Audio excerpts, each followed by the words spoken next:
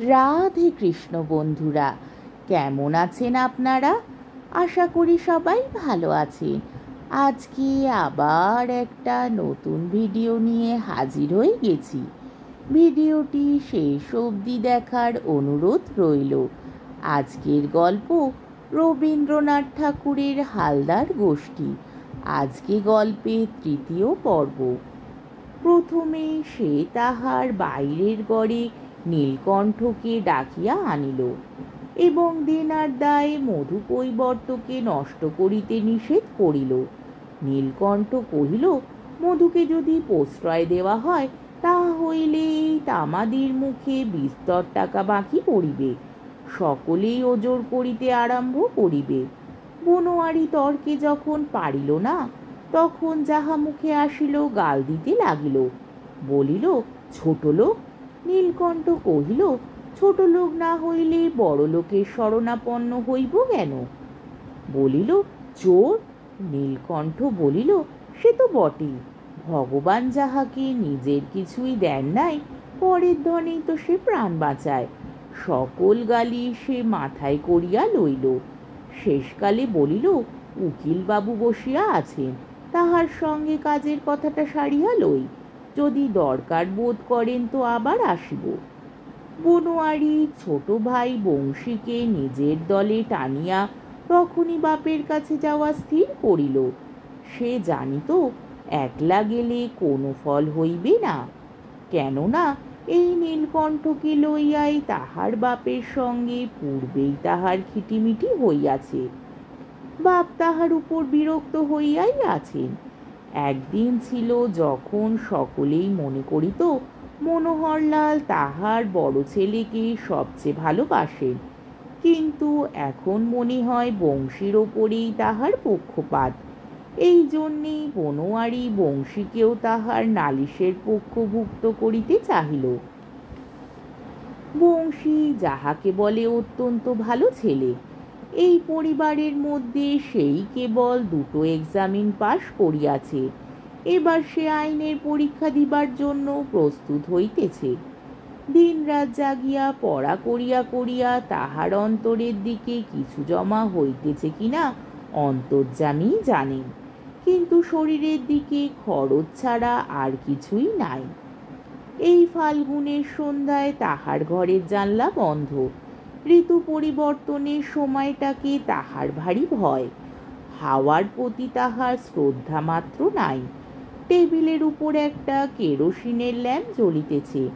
কতক বই মেঝের উপরে চৌকির পাশে রাশিকৃত, কতক টেবিলের উপরে। দেয়ালে কুলুঙ্গিতে কতগুলি ঔষধের শিশি। বনোয়ারির প্রস্তাবে সে কোনো মতেই সম্মত হইল না। বনোয়ারি রাগ করিয়া গর্জিয়া উঠিল, তুই নীলকণ্ঠকে ভয় করিস? বংশী তাহার কোনো উত্তর না দিয়া চুপ করিয়া রহিল। বস্তুতই নীলকণ্ঠকে অনুকূল রাখিবার জন্য তাহার সর্বদাই চেষ্টা। সে প্রায় সমস্ত বৎসর কলিকাতার বাসাতেই কাটায়। সেখানে বরাদ্দ টাকার চেয়ে তাহার বেশি দরকার হইয়াই পড়ে। এই সূত্রে নীলকণ্ঠকে প্রসন্ন রাখাটা তাহার অভ্যস্ত। বংশীকে ভীরু কাপুরুষ নীলকণ্ঠের চরণচারণ চক্রবর্তী বলিয়া খুব এক চোট গালি দিয়া বনোয়ারি একলাই বাপের কাছে গিয়া উপস্থিত। মনোহরলাল তাহাদের বাগানে দিঘির ঘাটে তাহার নধর শরীরটি উদ্ঘাটন করিয়া আরামে হাওয়া খাইতেছেন। পারিষদগণ কাছে বসিয়া কলিকাতার ব্যারিস্টারের জেরায় জেলা কোর্টে অপর পল্লী জমিদার অখিল মজুমদার যে কিরূপ নাকাল হইয়াছিল, তাহারই কাহিনী কর্তাবাবুর শ্রুতিমধুর করিয়া রচনা করিতেছিল। সেদিন বসন্ত সন্ধ্যার সুগন্ধ বায়ু সহযোগে সেই বৃত্তান্তটি তাহার কাছে অত্যন্ত রমণীয় হইয়া উঠিয়াছিল। হঠাৎ বনোয়ারি তাহার মাঝখানে পড়িয়া রসভঙ্গ করিয়া দিল। ভূমিকা করিয়া নিজের বক্তব্য কথাটা ধীরে ধীরে পারিবার মতো অবস্থা তাহার ছিল না। সে একেবারে গলা চড়াইয়া শুরু করিয়া দিল, নীলকণ্ঠের দ্বারা তাহাদের ক্ষতি হইতেছে। সে চোর, সে মনিবের টাকা ভাঙিয়া নিজের পেট ভরাইতেছে, কথাটার কোনো প্রমাণ নাই এবং তাহা সত্যও নহে। নীলকণ্ঠের দ্বারা বিষয়ের উন্নতি হইয়াছে এবং সে চুরিও করে না। বনোয়ারি মনে করিয়াছিল নীলকণ্ঠের সৎ স্বভাবের প্রতি অটল বিশ্বাস আছে বলিয়াই কর্তা সকল বিষয় তাহার পরে এমন চোখ বুঝিয়া নির্ভর করেন। এটা তাহার ভ্রম। মনোহরলালের মনে নিশ্চয়ই ধারণা যে নীলকণ্ঠ সুযোগ পাইলে চুরি করিয়া থাকে, কিন্তু সেজন্য তাহার প্রতি তাহার কোনো অশ্রদ্ধা নাই, কারণ আবহমান কাল হইতে এমনইভাবেই সংসার চলিয়া আসিতেছে। অনুচরগণে চুরির উচ্ছিষ্টেই তো চিরকাল বড় ঘর পালিত। চুরি করিবা চাতুরি যাহার নাই, মনিবের বিষয় রক্ষা করিবার বুদ্ধি বা তাহার যুগাইবে কোথা হইতে? ধর্মপুত্র যুধিষ্ঠিরকে দিয়া তো জমিদারি কাজ চলে না। মনোহর অত্যন্ত বিরক্ত হইয়া উঠিয়া কহিলেন, আচ্ছা আচ্ছা, নীলকণ্ঠ কি করে না করে সে কথা তোমাকে ভাবিতে হইবে না।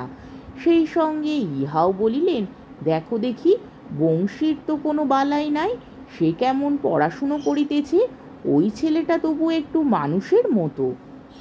ইহার পরে অখিল মজুমদারের দুর্গতি কাহিনীতে আর রস জমিল না।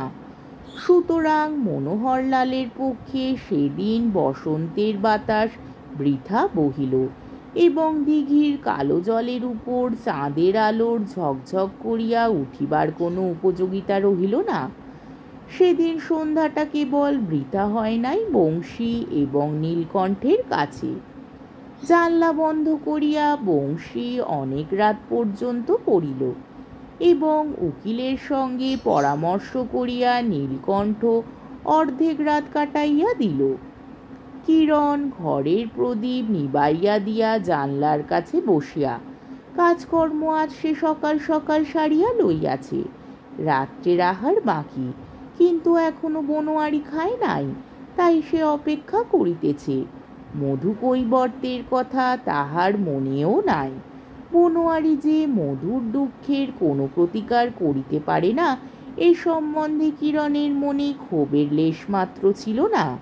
তাহার স্বামীর কাছ হইতে কোনোদিন সে কোনো বিশেষ ক্ষমতার পরিচয় পাইবার জন্য উৎসুক নহে।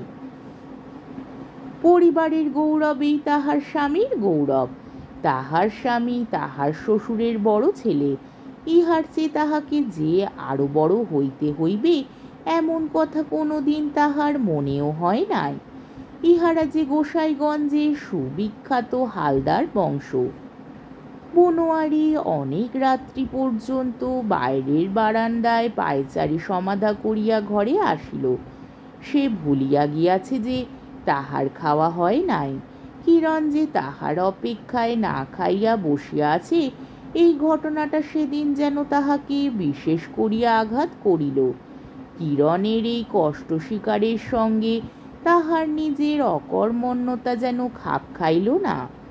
অন্যের গ্রাস তাহার গলায় বাঁধিয়া যাইবার জো হইল। বনোয়ারি অত্যন্ত উত্তেজনার সহিত স্ত্রীকে বলিল, যেমন করিয়া পারি মধু কৈবর্তকে আমি রক্ষা করিব। কিরণ তাহার এই অনাবশ্যক উগ্রতায় বিস্মিত হইয়া কহিল, শোনো একবার, তুমি তাহাকে বাঁচাইবে কেমন করিয়া? মধুর দেনা বনোয়ারি নিজে শোধ করিয়া দিবে এই তাহার পণ, কিন্তু বনোয়ারির হাতে কোনোদিন তো টাকা জমে না।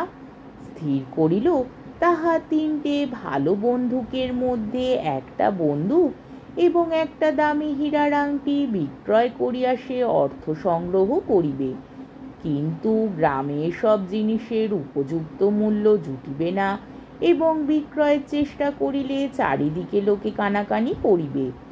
এই জন্য কোনো একটা ছুতা করিয়া বনোয়ারি কলিকাতায় চলিয়া গেল। যাইবার সময় মধুকে ডাকিয়া আশ্বাস দিয়া গেল তাহার কোনো ভয় নাই। এদিকে বনোয়ারি শরণাপন্ন হইয়াছে বুঝিয়া নীলকণ্ঠ মধুর উপরে রাগিয়া আগুন হইয়া উঠিয়াছে। পেয়াদার উৎপীড়নে কৈবর্ত বাড়ার আর মান সম্ভ্রম থাকে না। কলিকাতা হইতে বনোয়ারি যেদিন ফিরিয়া আসিল সেই দিনই মধুর ছেলে স্বরূপ হাঁপাইতে হাঁপাইতে ছুটিয়া আসিয়া একেবারে বনোয়ারির পা জড়াইয়া ধরিয়া হাউ হাউ করিয়া কান্না জুড়িয়া দিল। কি রে, কি ব্যাপারখানা কি? স্বরূপ বলিল, তাহার বাপকে নীলকণ্ঠ কাল রাত্রি হইতে কাছারিতে বন্ধ করিয়া রাখিয়াছে। বনোয়ারির সর্বশরীর রাগে কাঁপিতে লাগিল। কহিল, এখনই গিয়ে থানায় খবর দিয়ে আয় গে। কি সর্বনাশ! থানায় খবর? নীলকণ্ঠের বিরুদ্ধে? তাহার পা উঠিতে চায় না। শেষকালে বনোয়ারির তাড়নায় থানায় গিয়া সে খবর দিল। পুলিশ হঠাৎ কাছারিতে আসিয়া বন্ধন দশা হইতে মধুকে খালাস করিল এবং নীলকণ্ঠ ও কাছারির কয়েকজন পেয়াদাকে আসামি করিয়া ম্যাজিস্ট্রেটের কাছে চালান করিয়া দিল। আজকের পর্বটি এইখানেই শেষ হলো। আমার ভিডিওটি যদি আপনাদের ভালো লেগে থাকে তাহলে আমাকে কমেন্টের মাধ্যমে আপনাদের মূল্যবান মতামত অবশ্যই জানাবেন এবং আমার ভিডিওটিকে লাইক ও শেয়ার করার ও আমার চ্যানেলটিকে সাবস্ক্রাইব করারও অনুরোধ রইল। তাহলে আজকের ভিডিওটা এই অবধি। পরের দিন আবার এই গল্পেরই চতুর্থ পর্ব নিয়ে হাজির হয়ে যাব। ততক্ষণ পর্যন্ত আপনারা সবাই ভালো থাকবেন, সুস্থ থাকবেন, সাবধানে থাকবেন এবং আমার ভিডিওটি দেখতে থাকবেন। তাহলে আজকে আসি। রাধে কৃষ্ণ।